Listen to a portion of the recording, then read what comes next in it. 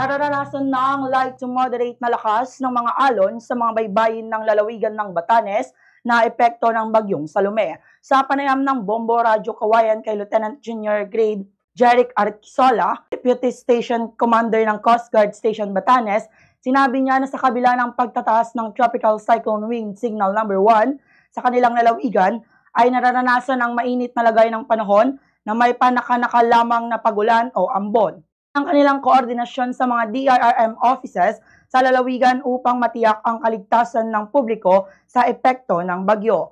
Una nang nagpatupad ang PCG ng no-sail policy upang mapagbawalan ang lahat ng mga passenger bangkas at mga mangingisda na pumalaot dahil sa masamang lagay ng karagatan. Bilang humanitarian service, ay tumutulong ang mga kasapi ng PCG sa paglalagay ng mga tapangko sa bubong ng mga bahay laban sa malalakas na hanging dala ng bagyo.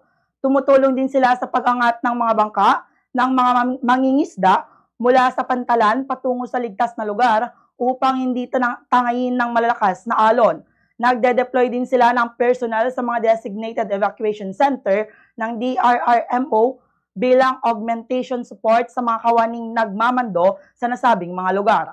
Muli naman niyang pinaalalahanan ang mga residente na sumunod sa mga abiso ng mga otoridad at laging tiyaking nasa ligtas na lugar kapag naramdaman na ang epekto ng bagyo.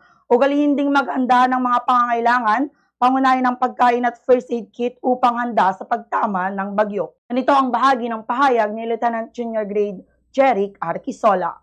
Dito po kasi sir sa Batanes sir, every time na may bagyong darating sir, yung sa side namin sir is handa po kaming as a humanitarian service sir.